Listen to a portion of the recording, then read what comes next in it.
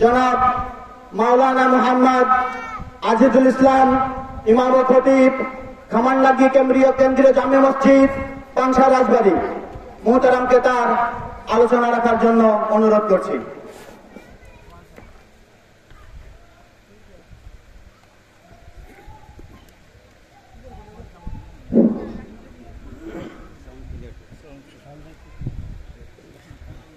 السلام عليكم ورحمة الله تعالى وبركاته.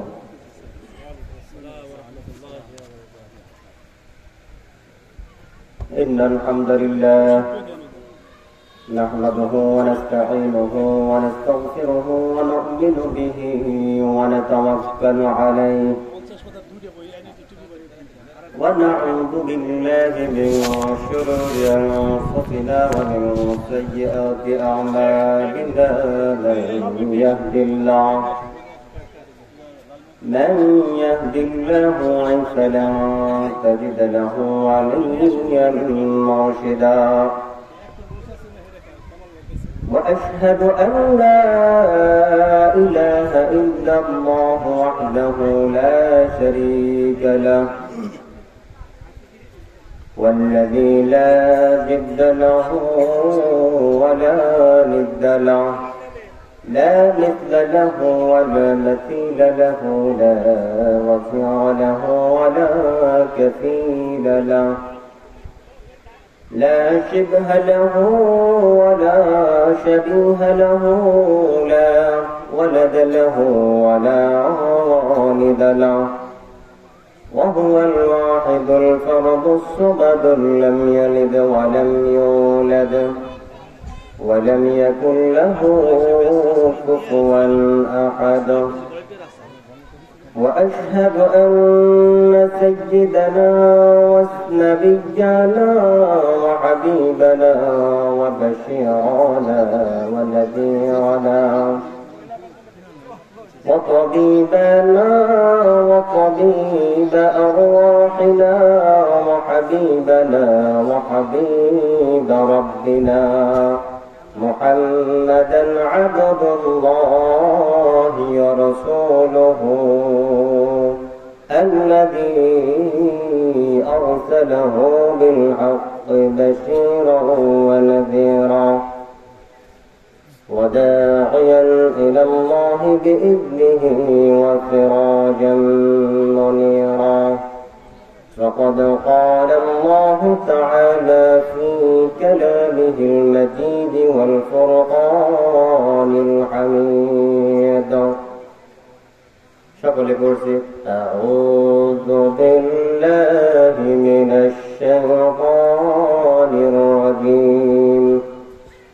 بسم الله الرحمن الرحيم. ألف لام ميم ذلك الكتاب لا ريب فيه هدى للمتقين الذين يؤمنون بالغيب ويقيمون الصلاة ومما رزقناهم ينفقون والذين يؤمنون بما أنزل إليك وما أنزل من قبلك وبالآخرة هم يوقنون أولئك على هدى من ربهم وأولئك هم المفلحون. وقال تعالى في شأن حبيبه إن الله وملائكته يصلون على النبي يا أيها الذين آمنوا صلوا عليه وسلموا تسليما. اللهم صل على محمد وعلى آل محمد كما صليت على إبراهيم وعلى آل إبراهيم إنك حميد مجيد اللهم بارك على محمد وعلى آل محمد كما باركت على إبراهيم وعلى آل إبراهيم إنك حميد مجيد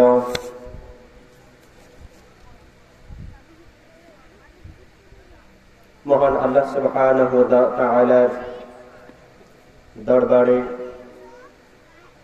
লাখ কোটি শুকরিয়া জ্ঞাপন করছি যে আল্লাহ সুবহানাহু ওয়া তাআলা আমাকে আপনাকে পৃথিবীর মধ্যে সবচাইতে উত্তম জায়গা রিয়াদুল জান্নাতে কোরআন শোনার জন্য আল্লাহ সুবহানাহু ওয়া তাআলা আমাদেরকে আসার তৌফিক দান করেছেন। এই জন্য আমরা সকলে করছি আলহামদুলিল্লাহ। আলহামদুলিল্লাহ। নবীজির উপর দরুদ আর সালাম সকলেই করছি সাল্লাল্লাহু আলাইহি ওয়াসাল্লাম।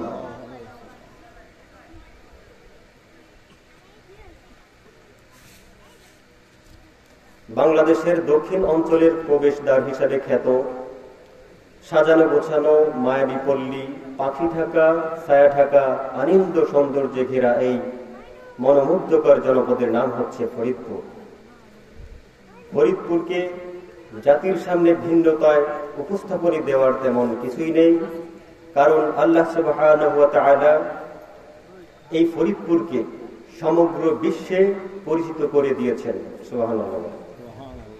যার কারণ হচ্ছে এই ফরিদপুরের জমিনে ঘুমিয়ে আছেন এমন একজন ব্যক্তি, এমন একজন মহামানব, যিনি আল্লামা শামসুল হক ফরিদপুরি রাহিমাহুল্লাহ নাব্বারাল্লাহু মারকাদা ওয়া জাআলাল জান্নাতু মাসওয়া। সবাই বলেন আমিন। এই ফরিদপুরে একদিকে যেমন নান্দনিক পরিবেশ রয়েছে এবং প্রতিটি ঘরে ঘরে আল্লাহ সুবহানাহু ওয়া তাআলা আলেম ওলামা দিয়ে থরে থরে সাজিয়েছেন।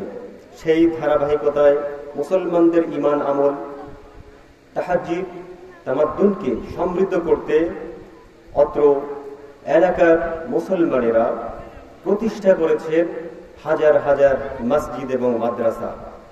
দ্বীনের বাণী নান্দনিকভাবে মানুষের সামনে উপস্থাপনা করার জন্য বিভিন্ন সময়ে আয়োজন করেছেন মোবাইল প্রোগ্রাম। তার এই ধারাবাহিকতায় আজকের এই তাফসীরুল কোরআন মাহফিল ফরিদপুর জনপদে বাংলাদেশের খ্যাতিমান মুফাসসিরে কোরআন, বিশ্বনন্দিত আলেমে দ্বীন, বিশ্বখ্যাত মুফাসসিরে কোরআন মরহুম মাগফুর আল্লামা দিলওয়ার হোসেন সাঈদী রাহিমাহুল্লাহ, যিনার পদচারণায়, যিনার তাফসীরে ফরিদপুরের অসংখ্য হাজার হাজার মানুষেরা তাফসীর শুনে চোখের পানি ফেলে ফেলে কান্নাকাটি করেছেন। সেই জমিনে এই উত্তর Shobharampur Byaparipara light house Amina Begum model মাদ্রাসার উদ্যোগে তাফসীরুল কোরআন মাহফিল যে ইন্তজাম করেছেন, এই ইন্তজাম যে এই পর্যন্ত সম্পূর্ণভাবে আল্লাহ সুবহানাহু ওয়া তাআলার পক্ষ থেকে সুন্দর পরিবেশে করার তৌফিক আল্লাহ সুবহানাহু ওয়া তাআলা আমাদেরকে দান করেছেন। এই জন্য আল্লাহ সুবহানাহু ওয়া তাআলার দরবারে আমরা শুকরিয়া জ্ঞাপন করছি আমিন। যে এই জমিনে আমার মতো ক্ষুদ্র একজন আল্লাহ তাআলার ওবায়েদ এখানে বসেছি, যার হয়তো প্যান্ডেল বসার যোগ্যতা নেই, তারপরেও আল্লাহ সুবহানাহু ওয়া তাআলা আমাকে এখানে বসিয়েছেন। আমি যেন এখানে কোরআন এবং সুন্নাহর আলোকে কিছু কথা বলতে পারি, আল্লাহ সুবহানাহু ওয়া তাআলা সেই তৌফিক দান করুন। বলেন আমিন। সম্মানিত হাজিরিন, আল্লাহ সুবহানাহু ওয়া তাআলা পৃথিবী সৃষ্টি করেছেন। এই পৃথিবীর প্রত্যেকটা বিষয়কে আল্লাহ সুবহানাহু ওয়া তাআলা এত সুন্দরভাবে সাজিয়েছেন, এই সৃষ্টির মাঝে নেই কোনো উদ্দেশ্যহীনতার কোনো বাই নেই। আল্লাহ সুবহানাহু ওয়া তাআলা প্রত্যেকটা বিষয়কে উদ্দেশ্য নিয়ে সৃষ্টি করেছেন।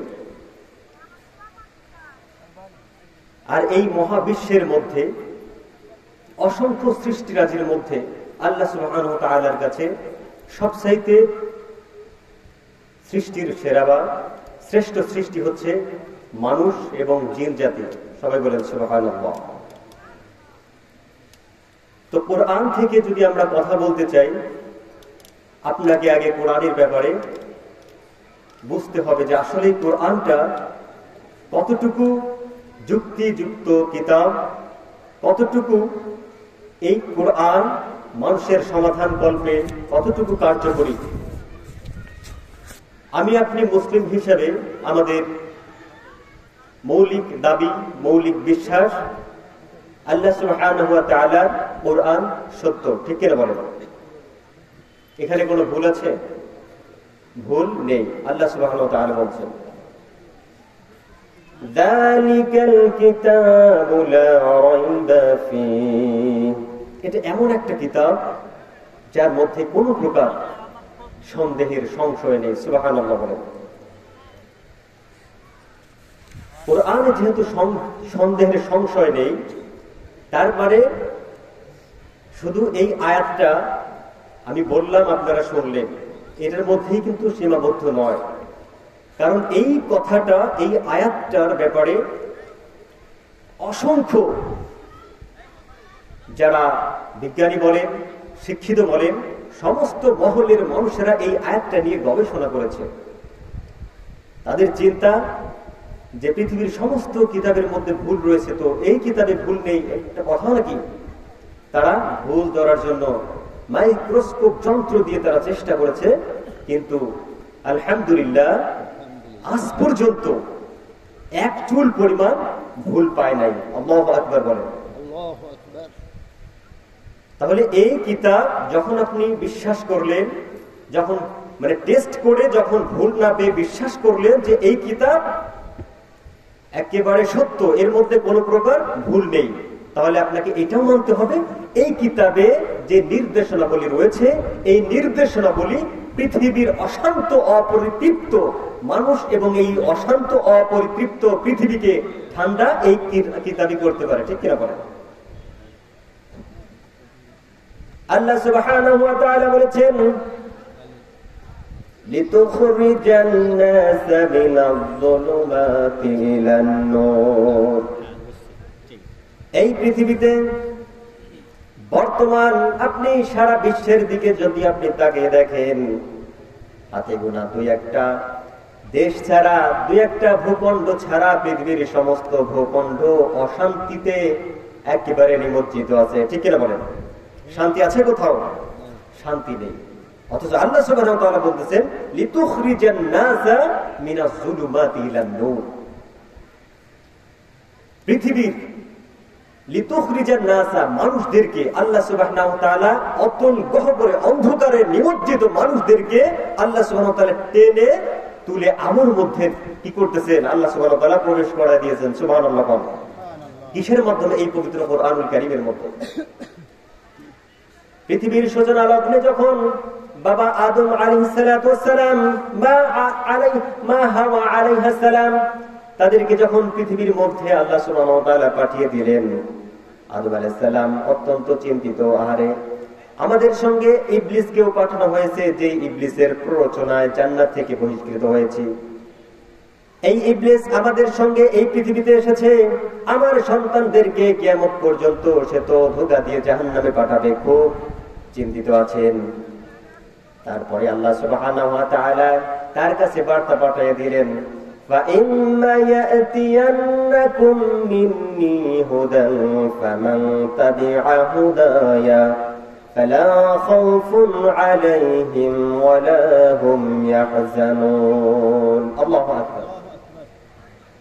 আল্লাহ সুবহানাহু ওয়া তাআলা আদম আলাইহিস সালামকে বলতেছেন, ও আদম শোনো, আমি তো এমন রব নই তোমাকে পৃথিবীতে পাঠিয়ে দিয়ে তার সাথে ইবলিসকে পাঠিয়ে দিয়ে আমি তো বসে নেই, তুমি যে বিষয়ে চিন্তিত আছো শোনো, তোমার কাছে আমি এমন একটা পথ নির্দেশিকা, এমন একটা গাইডলাইন, এমন একটা বই কিতাব তোমার কাছে আমি দিব।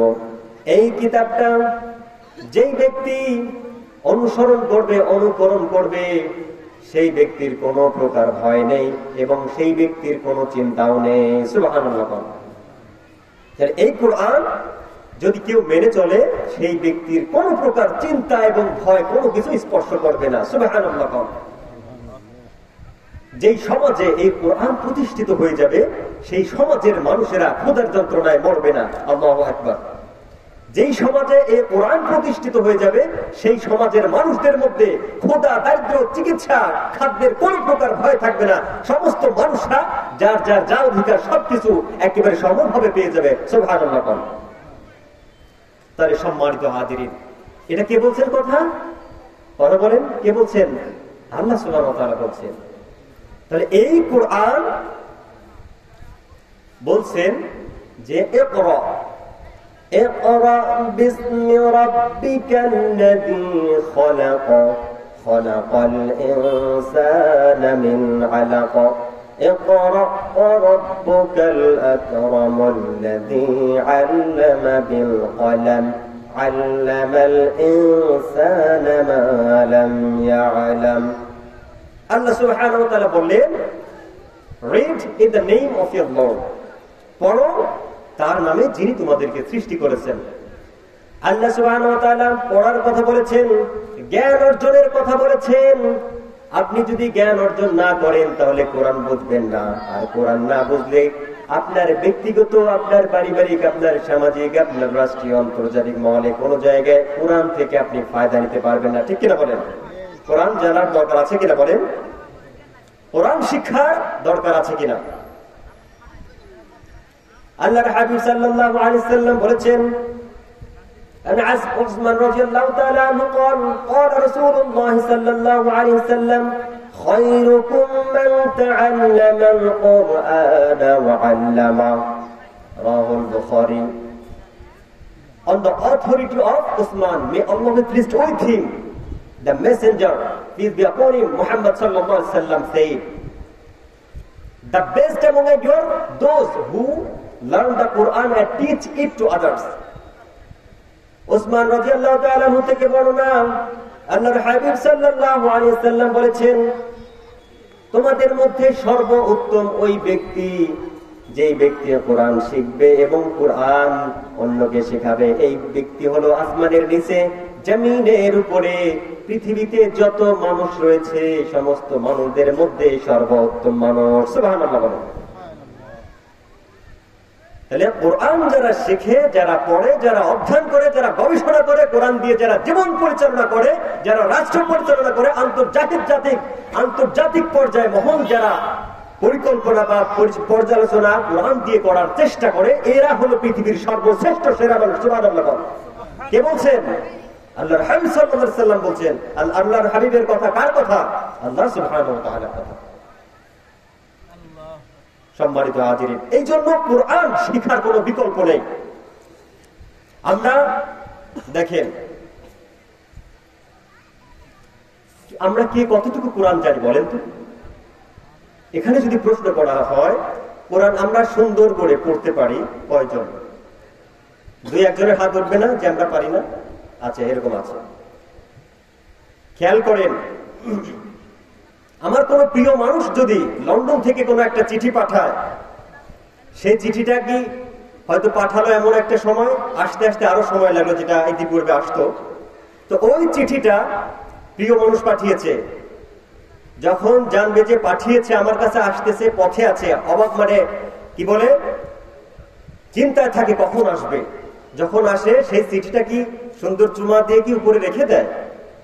বলেন, চিঠিটা সুন্দর করে চুমা দিয়ে উপরে রেখে দেয়? রেখে দেয় না। দ্রুত কি করে পড়ার জন্য পাগল পড়া হয়ে যায়।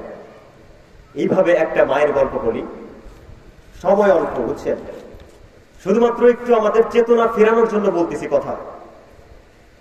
একটা মা পড়ালেখা জানে না, তার আদরের কলিজার টুকরা সন্তান বিদেশ গিয়েছে, সেই সময় ছিল হলো চিঠি পত্রের আদান প্রদানের মানে ব্যবস্থা ছিল। তো 2-3 মাস কোনো চিঠি আসে না। মা পাগল পড়া যে আমার বাচ্চা কেমন আছে, আমি তো কিছুই জানতে পারতেছি না। তো দীর্ঘদিন পর পোস্টম্যান এসে একটা চিঠি দিল যে তোমার সন্তান এই যে চিঠি দিচ্ছে ধরো। মা যখন চিঠিটা পেল, নেওয়ার সাথে সাথে চোখে মুখে বুকে জড়ায় ধরতেছে আমার বাচ্চার কথা, আমার কলিজার টুকরা সন্তানের কথা আমি পেয়েছি।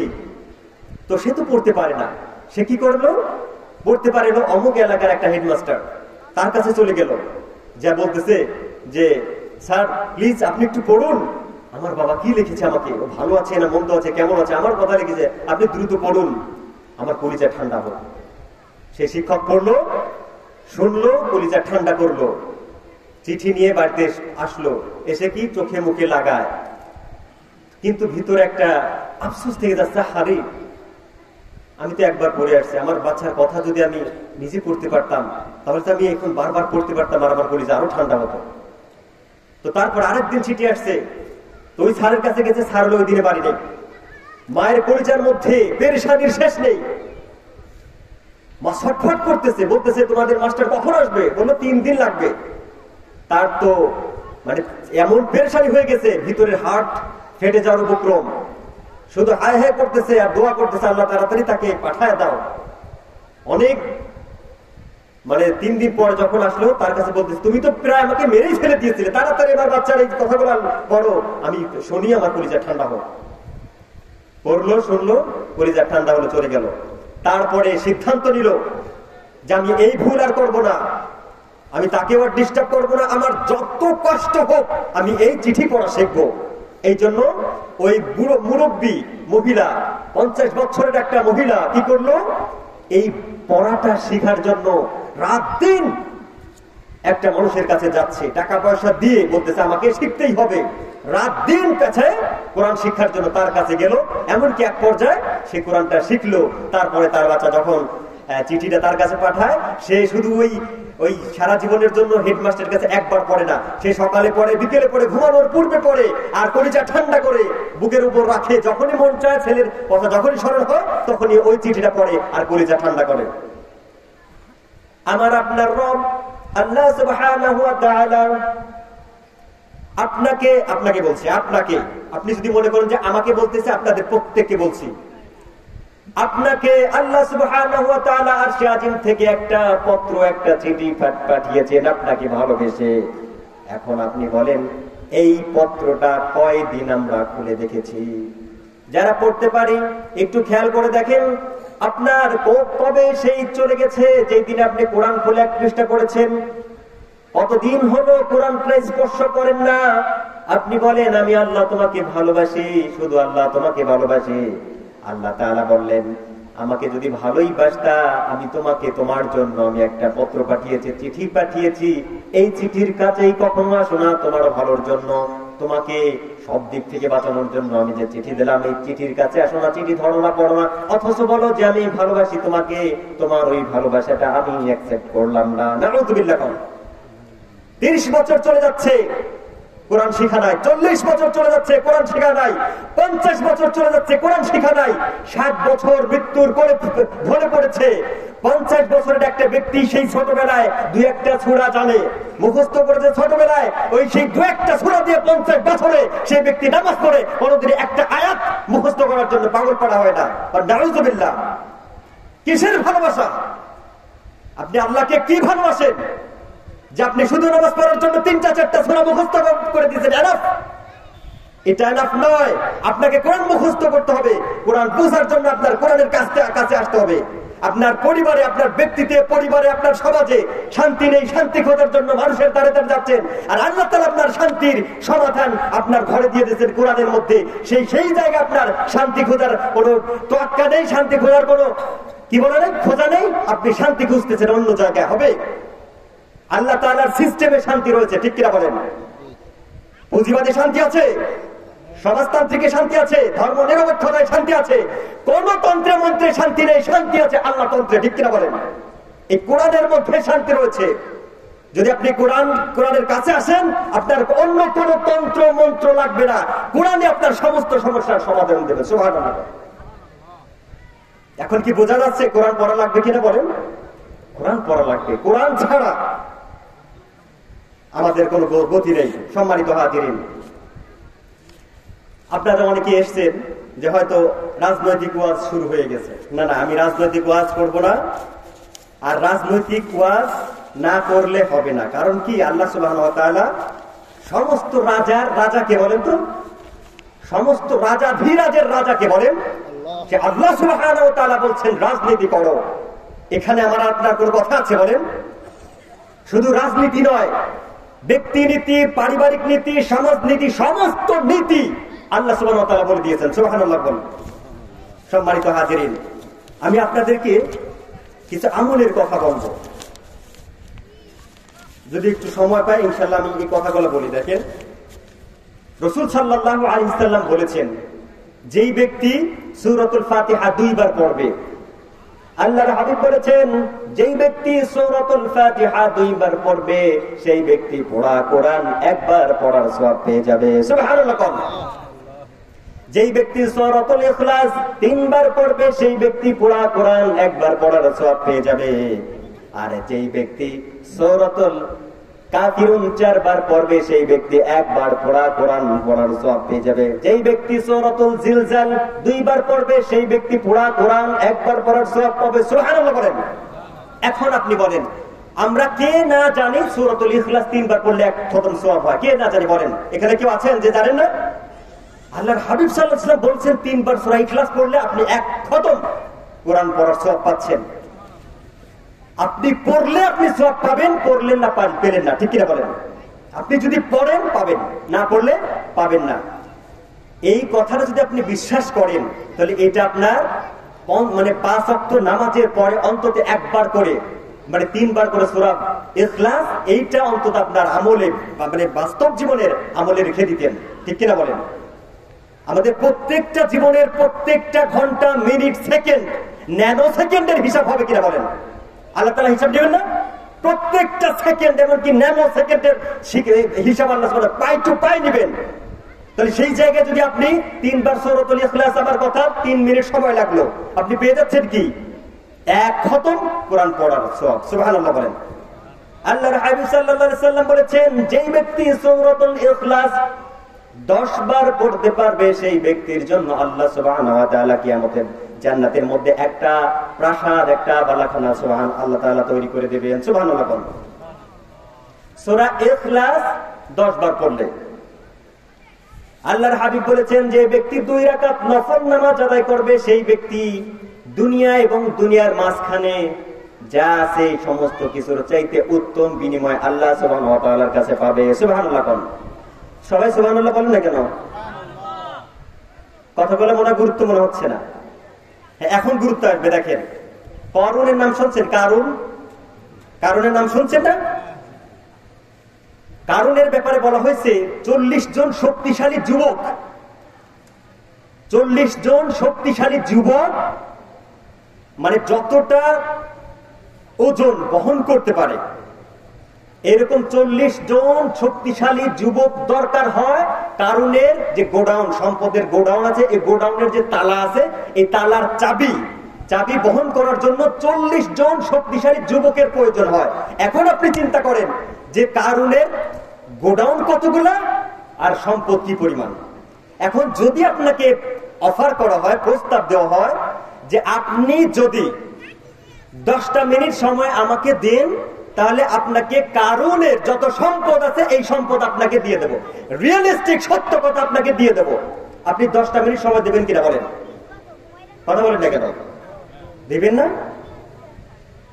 আল্লাহর হাবিব সাল্লাল্লাহু আলাইহি ওয়াসাল্লাম বলতেছেন, যে ব্যক্তি 2 রাকাত নামাজ পড়বে এই দুনিয়ার যত সম্পদ আছে সমস্ত কিছুর চাইতে আল্লাহ তাআলা উত্তম বিনিময় আল্লাহ তাআলা দান করবেন। গুরুত্ব হয় না যেন সুবহানাল্লাহ। যদি বাস্তবে কথা যে 10 মিনিটের জন্য 10টা টাকা দেব, ঠিকই 10 মিনিটের জায়গায় আপনি আরো 2 মিনিট বাড়ায় দিতেন, কিন্তু আল্লাহ তাআলা বলতেছেন যে 10 মিনিট লাগবে না 2 রাকাত নামাজ পড়ার জন্য 5টা মিনিট আন্তরিকতার সাথে এই সওয়াব নেওয়ার আশায় নিয়তে 2 রাকাত নামাজ পড়ে এই দুনিয়া কি আছে এর চাইতে উত্তম বিনিময় দান করব। এই কথাটা আমাদের কি হচ্ছে না, আমাদের বিশ্বাস হচ্ছে না, যার কারণে আমরা আমলের মধ্যে মজা পাচ্ছি না, ঠিক কিনা বলেন? আজান দিচ্ছে, তাই না? আমরা একটু সময় অফ করে দেব। আজান হবে 7:30, তুমি 7:20 পর্যন্ত আলোচনা চালিয়ে যেতে পারো।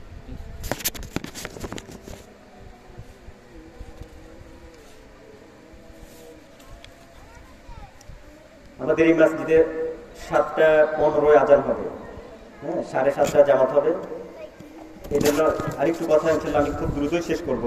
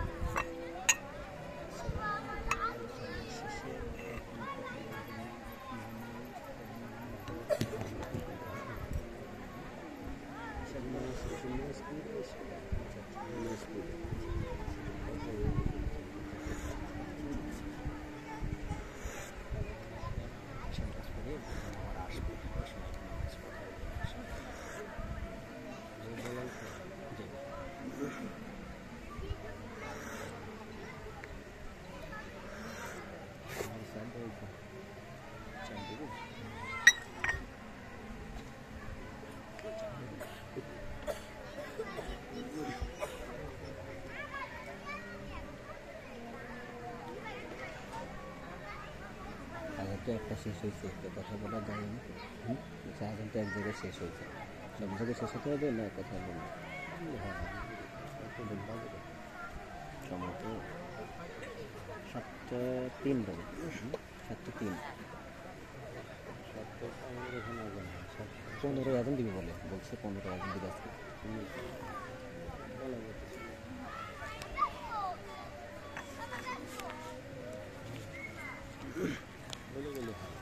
তো সম্মানিত হাজিরিন,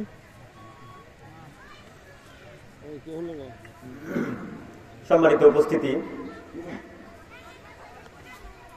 আল্লাহ সুবহানাহু ওয়া তাআলাকে যদি আমরা জানতে পারতাম, আসলেই বুঝতে পারতাম, যে ব্যক্তি আপনার কাছে যত বড় তার কথাটা আপনার কাছে অতটা মূল্যবান, ঠিক কিনা বলেন? এই ফরিদপুরের মেয়র বা এমপি সাহেব যদি আপনাকে একটা কথা বলেন তো সেই কথাটা আপনার কাছে কতটা মূল্যবান হবে? আপনার বাবা বললে যে গুরুত্ব দিবেন তার কথাকে এই গুরুত্ব দিবেন? তার মানে আপনি মেম্বার বা এমপি সাহেব, মন্ত্রী সাহেবকে চেনেন, বোঝেন, তার সম্মান, মর্যাদা, তার ওয়েট সব দিকে আপনি বিবেচনা করে তার কথার ওয়েটটাও ওই রকম বোঝেন, ঠিক কিনা বলেন? এই জন্যই তো মানুষ ব্যক্তিকে চেনার কারণে ব্যক্তির কথা আচর করে, ঠিক না? আল্লাহর হাবিব সাল্লাল্লাহু আলাইহি সাল্লামকে আমরা কি কতটুকু বুঝি, কতটুকু আমরা চিনতে পেরেছি? তার কথা আমাদের কাছে, একটা এমপির কথায় আমার যতটা আচর হয়, যতটা প্রভাবিত হই, কথাটা পালন করার জন্য যতটা পাগল পড়া হয়ে যায়, আল্লাহর হাবিব সাল্লাল্লাহু আলাইহি সাল্লাম একটা কথা বললে সেরকম পাগল পড়া হয় না। তার মানে কি? তার মানে হচ্ছে রাসূল সাল্লাল্লাহু আলাইহি সাল্লামকে আমি ওইভাবে চিনি না যেইভাবে আমি এই মন্ত্রীকে চিনি, ঠিক কিনা বলেন? কথা ঠিক আছে কিনা? আমি একটু আন্দাজ করানোর চেষ্টা করবো যে আল্লাহ সুবহানাহু ওয়া তাআলা কে। এই যে আমাদের মধ্যে অনেক মানুষ রয়েছে, ইতিপূর্বে ছিল, এখনো আছে, ভবিষ্যতেও থাকবে। কিছু মানুষ দেখবেন খুব দাম্ভিকতা আছে না, খুব দাম্ভিকতা প্রদর্শন করে, হয়তো প্রভাব প্রতিপত্তি, ক্ষমতা ইত্যাদি এই সমস্ত কারণে। কিন্তু আপনি যদি তার দিকে তাকান, সেই ব্যক্তির শুরুটা কোথায় ছিল?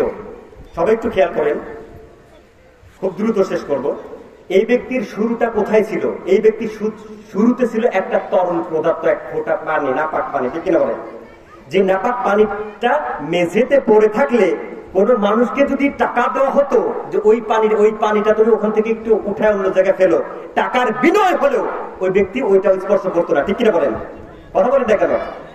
এই ব্যক্তি যার সূচনাটা এত নিকৃষ্ট, এত নিম্নের, আর এই ব্যক্তিটা একটু বড় হলে পারে, ক্ষমতা, বড় প্রতিপত্তি হলে পারে এত অহংকার করে, অহংকার করার মতো তোমার মধ্যে কিছুই নেই, ঠিক কিনা বলেন? অহংকার একমাত্র আল্লাহ সুবহানাহু ওয়া তাআলা করতে পারেন। কি জন্য করতে পারেন? আমি আপনি প্রশংসা এক একজনের প্রশংসা করে একবারে মুখে ফেনা উঠা ফেলি, যা না তাতেও প্রশংসা করি, ইত্যাদি ইত্যাদি। আপনি পৃথিবীর কোন মানুষকে প্রশংসা করলে অযথা সময় নষ্ট করলেন। কথাটা আপনি একটু আমলে নেন। কাউকে প্রশংসা করলেন, অযথা সময় নষ্ট করলেন। কারণ কি, প্রশংসা পাওয়ার কোন এখতিয়ার মানুষের নেই। সার্বিকভাবে আপনি একজনকে আপনি জাজ করে প্রশংসা করতে আপনি গেলে পারবেন না। প্রশংসা করবেন তো একমাত্র আল্লাহ সুবহানাহু ওয়া তাআলা, ঠিক কিনা বলেন? এই মহাবিশ্বের মধ্যে শুধুমাত্র আমাদের এই যে আসমান, প্রথম আসমান, ফার্স্ট হেভেন, এই প্রথম আসমানের মধ্যে কি অবস্থা দেখেন। এই প্রথম আসমানের মধ্যে আল্লাহ সুবহানাহু ওয়া তাআলা crore crore billion million trillion অট্রিলিজিয়ন Galaxy রেখে দিয়েছেন। এক একটা গ্যালাক্সির মধ্যে, এই যে আমরা এখন আছি পৃথিবী নামক একটা গ্রহের মধ্যে, তাই না? এই যে আমাদের সূর্য একটা স্টার, এই তারকা তারা সূর্য আমাদের নিকটতম।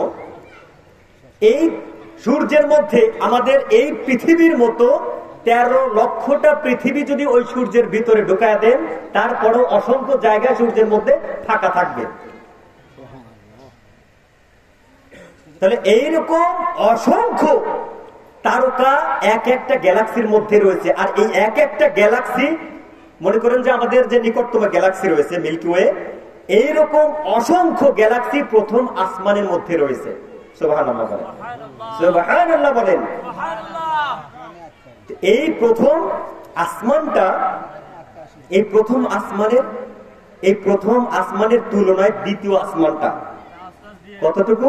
আল্লাহর হাবিব সাল্লাল্লাহু আলাইহি ওয়াসাল্লাম বলেছেন, হাদিসে বলছেন, প্রথম আসমানের তুলনায় দ্বিতীয় আসমানটা কতটুকু?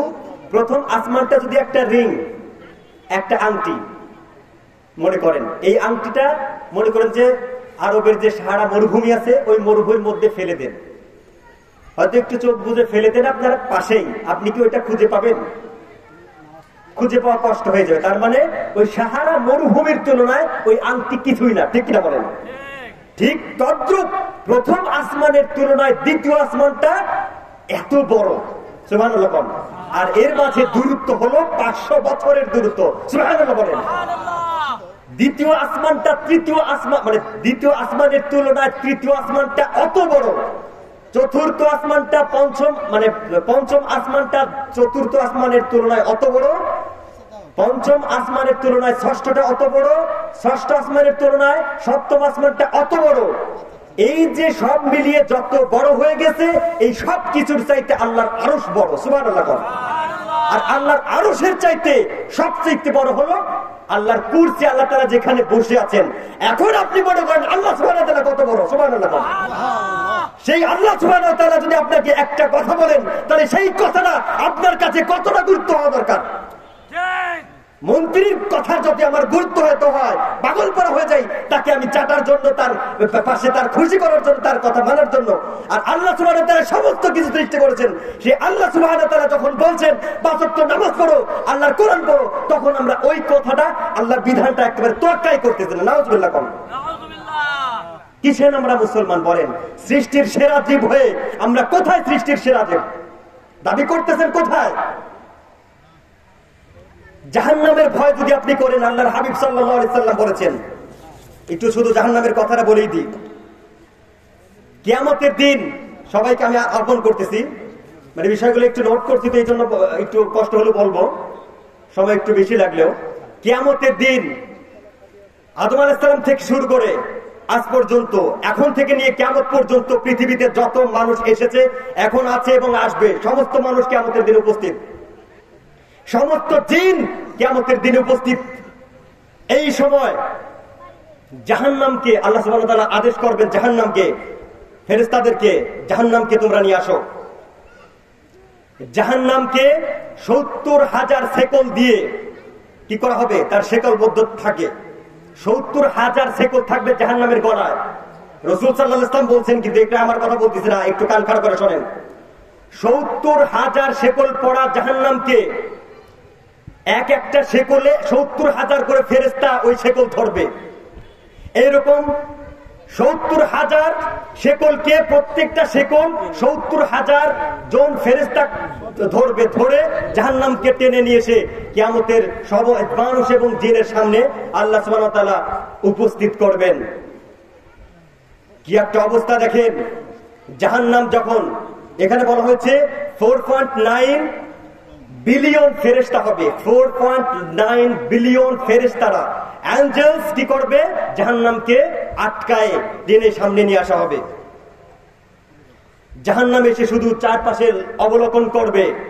অবলোকন করার পরে মানুষ এবং জিনদের মধ্যে যে সমস্ত অপরাধীগুলো আছে, এই সমস্ত অপরাধীগুলো দেখার পরেই জাহান্নাম একবারে ক্ষিপ্র গতিতে আওয়াজ করতে থাকবে। ওই অপরাধীদেরকে খাওয়ার জন্য, ধরার জন্য জাহান্নাম তখন এত পরিমাণে বিগড়ে যাবে, বিকট আওয়াজ করবে।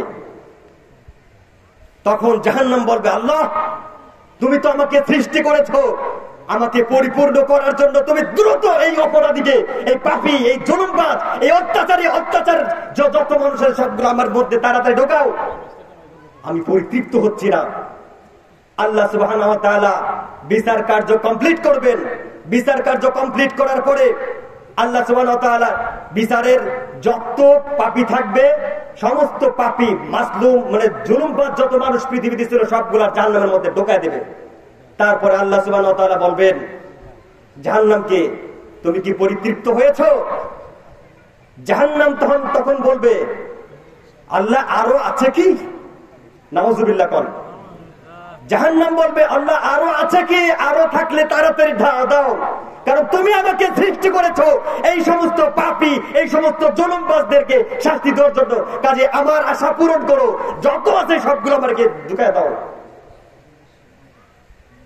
আর এই জাহান্নাম থেকে বাঁচার জন্য 5 ওয়াক্ত নামাজ আমরা পড়তে পারি না, আল্লাহর বিধানের তোয়াক্কা করি না, আমার ইচ্ছা মতো আমি যা ইচ্ছা তাই করে যাচ্ছি। সম্মানিত হাজিরিন, এখনো সময় রয়েছে এই কথাগুলা আমার বলার, আপনাদের শোনার। এখন আল্লাহ তাআলা সুযোগ দিয়ে যাচ্ছে। আমার আপনার প্রত্যেকটা অর্গানস কানতে থাকে আল্লাহর কাছে। হাত, পা, চোখ, কান, নাক সবকিছু আল্লাহর কাছে কানতে থাকে। যখন আপনি এগুলাকে অপব্যবহার করেন, আল্লাহর কাছে বিচার দিতে থাকে।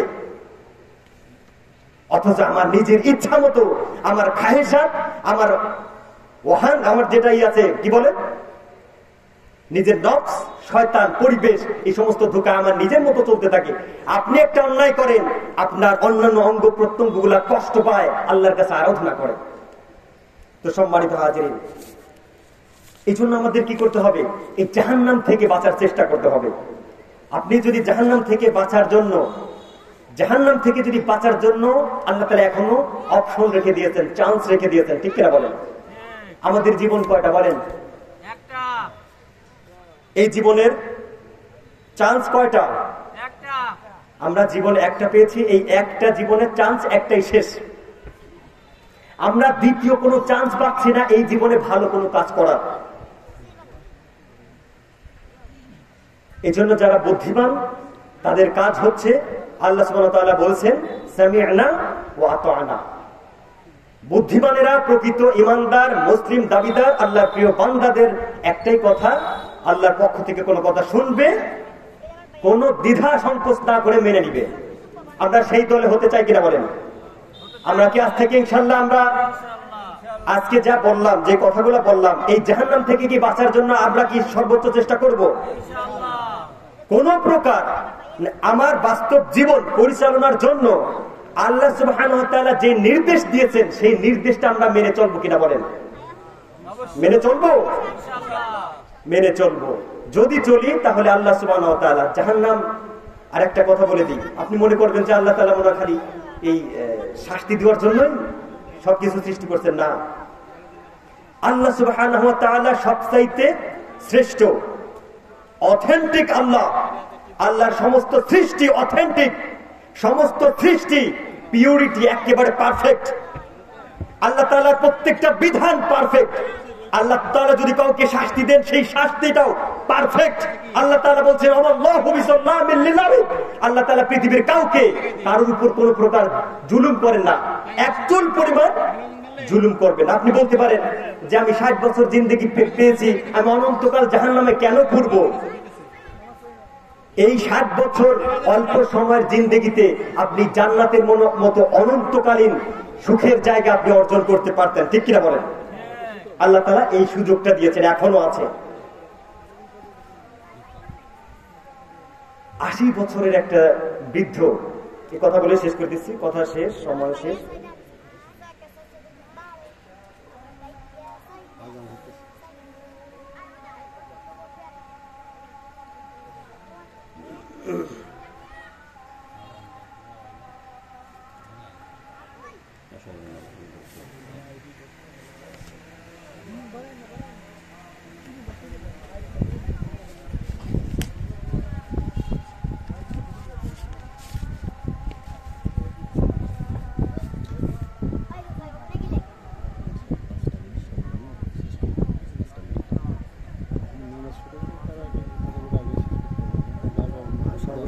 সর্বশেষ যে টপিকটা আছে সেটা বলে শেষ করব।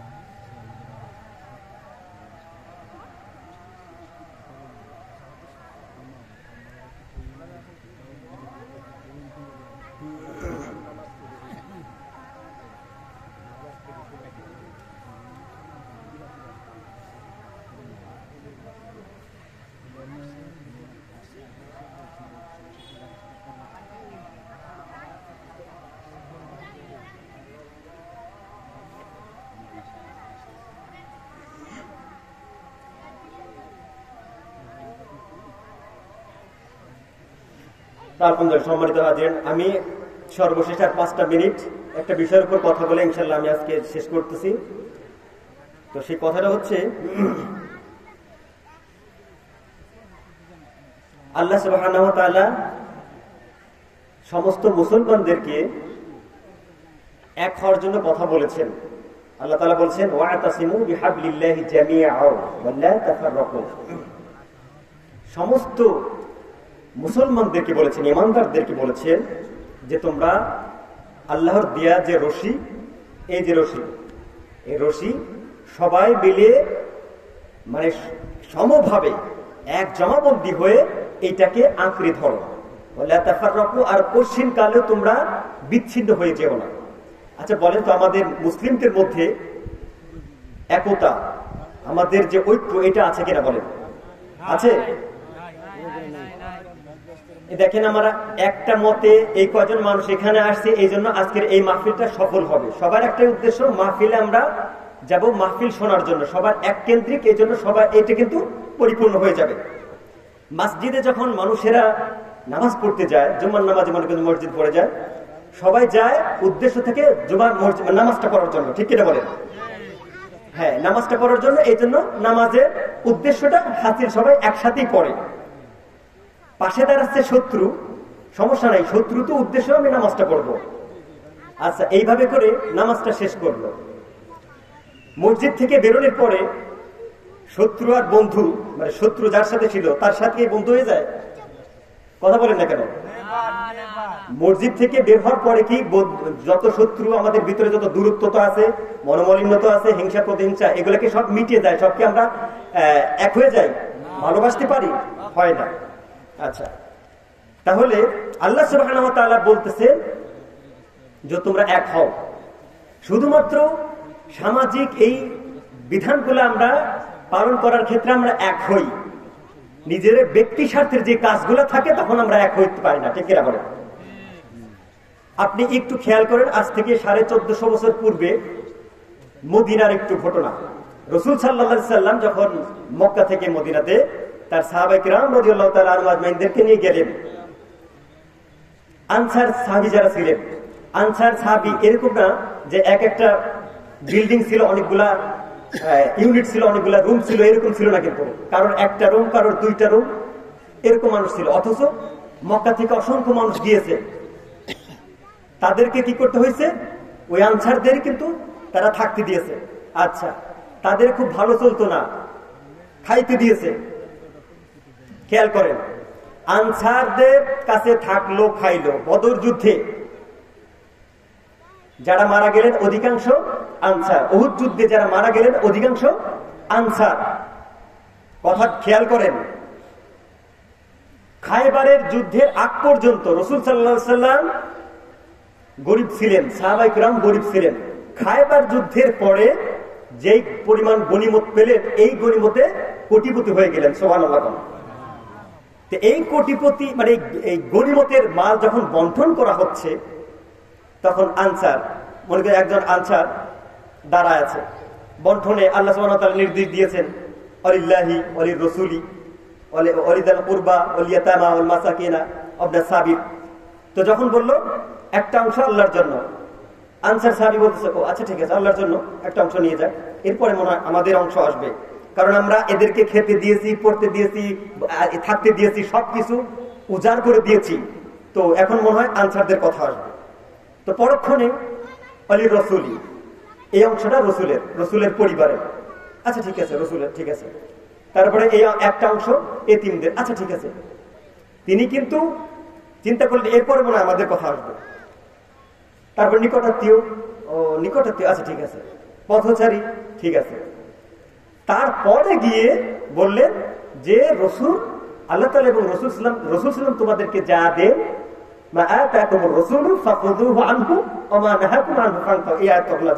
যে রসুল তোমাদেরকে যা দেয় সেটা সন্তুষ্ট চিত্তে গ্রহণ করো। তারপরে আনসারদের কথা আসছে। এখন আপনি চিন্তা করেন, আনসাররা তাদেরকে নিজেদের জায়গা খাবার সেরকম ছিল না। ওই মুহূর্তে স্বতঃস্ফূর্ত ভাবে আল্লাহ তাআলা বলছেন যে তারা তাদের ভাইদেরকে নিজেদের উপর প্রাধান্য দেয়। রাত্রে একটা রুটি আছে, নিজে না খেয়ে স্ত্রীকে না খেতে দিয়ে তার মুহাজির ভাইকে চোখের সামনে দিলে পারে, আলোতে দিলে পারে খাবে না, যে তোমরা তো খাচ্ছ না। আর এই একটা রুটি 3 ভাগ করতে গেলে পারে কারোর পেট ভরবে না। স্ত্রীর সঙ্গে ওই সাহাবী রবিয়া, হ্যাঁ, তিনি করলেন যে দেখো আমরা না খেয়ে থাকবো, কষ্ট করবো, কিন্তু আমাদের যে অতিথি ভাই মুহাজির ভাই, একে আমরা কষ্ট দিব না, এর তৃপ্তি সহকারে খাক, ঘুমা, এটাই আমাদের তৃপ্তি। এই চিন্তা করে বললো যে যখন তার হাতে রুটিটা তুলে দেবো, তখন তেল ফুরায় গেছে, এই ভাব করে হারিকেনটা নিভিয়ে দিবা বা মোমটা নিভিয়ে দেবা।